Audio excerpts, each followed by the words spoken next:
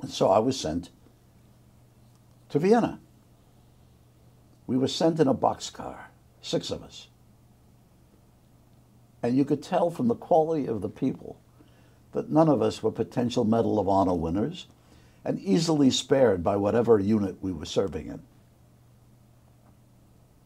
On the wall of the boxcars, which had been sprayed with DDT, a white substance, and therefore in Italian you could read it, were the goodbye messages of its original passengers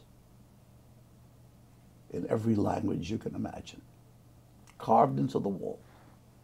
French, Yiddish, German. Some I didn't recognize.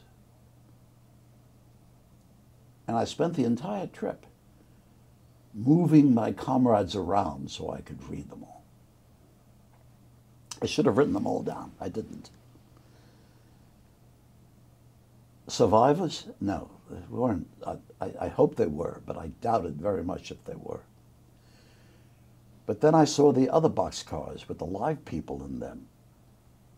And that was when I realized that we didn't win the war. That the war won the war. That these people were going to be wandering like forever.